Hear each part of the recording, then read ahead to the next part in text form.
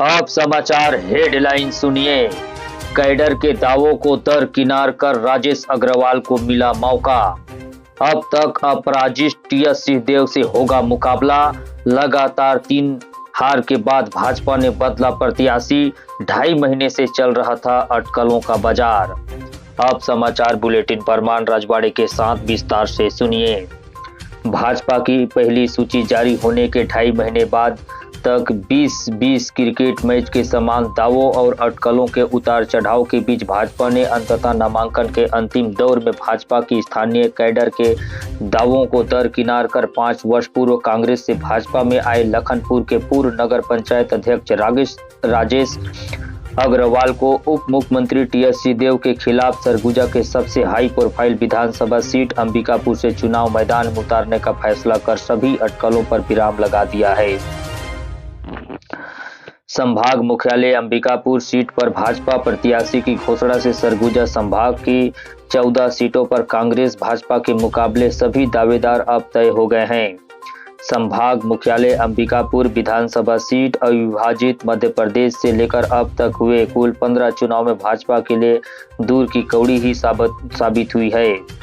अब तक सिर्फ 2 चुनाव में 7 मात खाई कांग्रेस छत्तीसगढ़ बनने और परिसीमन के बाद 2008 में अब तक कांग्रेस यहां से लगातार जीत रही है।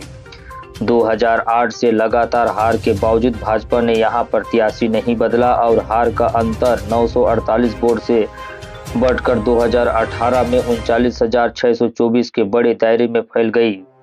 लगातार हार के बाद अंबिकापुर से प्रत्याशी बदला जाना तय माना जा रहा था, मगर 17 अगस्त को जारी पहली सूची लेकर भाजपा नामांकन भरने के 5वें दिन तक यह तय नहीं कर पा रही थी कि वह किसे प्रत्याशी बनाए। अंबिकापुर में टिकट की लड़ाई में भाजपा स्पष्ट रूप से 2 भागों में विभाजित थी। भाजपा के पुराने कैडर और पदाधिकारी उम्मीद कर रहे थे कि हाईकमान उनके बीच ही किसी प्रत्याशी को तय करेगी। वही कांग्रेस से आए नए दावेदार बीते 1.5-2 साल से लगातार अपने प्रयास से टिकट पाने के लिए मशक्कत कर रहे थे।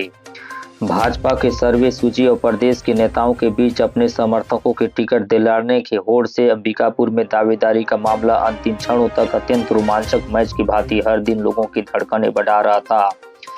दूसरी ओर तीसरी सूची के बाद अंबिकापुर प्रदेश के उन अंतिम 4 विधानसभाओं में शेष रह गया जहां भाजपा के प्रत्याशियों की घोषणा नहीं हो पाई थी। उधर कांग्रेस में टिकट कटने से नाराज चिंतामणि महाराज के द्वारा भाजपा से अंबिकापुर सीट मांगे जाने पर मामला और गहरा गया था।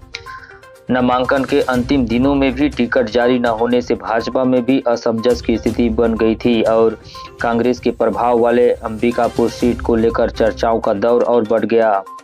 आज दोपहर 12 बजे टिकट घोषणा के साथ बेचैन भाजपा खेमे में खामोशी छा गई। वही 2017 में कांग्रेस छोड़ भाजपा में आए थे राजेश अग्रवाल। भाजपा के घोषित प्रत्याशी राजेश अग्रवाल 2017 में कांग्रेस छोड़ भाजपा में आए थे। 2014 के चुनाव में वे कांग्रेस की टिकट पर लखनपुर नगर पंचायत के अध्यक्ष बने थे। बाद में कांग्रेस के स्थानीय नेताओं के साथ मतभेद के बाद उन्होंने बतौर निर्दलीय प्रत्याशी लखनपुर नगर पंचायत से दोबारा चुनाव लड़ा और महज 1 वोट से चुनाव हार गए थे। लखनपुर उदयपुर क्षेत्र में राजनीतिक व सामाजिक रूप से सक्रिय भाजपा प्रत्याशी श्री राजेश अग्रवाल सरगुजा के पहले और इकलौते अग्रवाल समुदाय के प्रत्याशी हैं। मौजूदा समय में वे भाजपा जिला कार्य समिति के सदस्य के रूप में कार्य कर रहे हैं। उन्होंने अपने टिकट का आधार भी कांग्रेस के गढ़ माने जाने वाले लखनपुर व उदयपुर ब्लॉक में अपने राजनीतिक सक्रियता को बनाया है। वही चिंतामणि का दावा भी हुआ खत्म। अंबिकापुर में भाजपा प्रत्याशी की घोषणा के साथ कांग्रेस से नाराज हो भाजपा के साथ बीते 4 दिनों से अपनी शर्त रखे पूर्व संसदीय सचिव चिंतामणि महाराज का दावा भी अब अंबिकापुर से खत्म हो गया। भाजपा से उन्होंने अंबिकापुर से टिकट देने की मांग 2 दिन पूर्व ही रखी थी और पूर्व मंत्री बृजमोहन के साथ भाजपा नेताओं का प्रतिनिधिमंडल उनसे चर्चा करने हेलीकॉप्टर से श्रीकोट भी पहुंचे थे। 2 दिन से चिंतामणि महाराज को लेकर अटकलों का बाजार गर्म था, मगर भाजपा हाईकमान ने उनके अंबिकापुर सीट की मांग को दरकिनार कर नए प्रत्याशी के रूप में पूर्व नगर पंचायत अध्यक्ष राजेश अग्रवाल को बागडोर सौंप दी है। वही जातीय समीकरण के चलते फंसी थी सीट। अंबिकापुर विधानसभा सीट संभाग के आखिर कर उस पल आ गया, लमसम कह सकते हैं। सूची जारी कर दिया गया था, लेकिन बहुत देर आए दुरुस्त है कहते हैं। आज आखिरकार हाई प्रोफाइल छत्तीसगढ़ के सेकंड हाई प्रोफाइल जो डिप्टी सीएम टी.एस. सिंहदेव जी के विधानसभा में आता है और बेकायदे हमारे डिप्टी सीएम साहब से कह सकते हैं टक्कर है या सूची लेट में है और हाईकमान से विश्वास करके विश्वास करके यहाँ पर बीजेपी में सीट मिला। और देखते हैं उनका क्या रणनीति है भारत की तरफ से। और ये बताइए कि आने वाले समय में अभी बहुत कम समय क्या भारतीय जनता पार्टी के समस्त कार्यकर्ता पिछले 5 वर्षों से निरंतर संगठन के दायित्व में लगे हुए थे।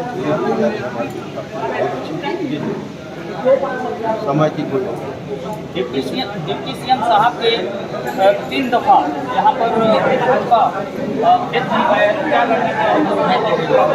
इस बार उनसे निराश और नाराज है, इसलिए पर बहुत बड़ी।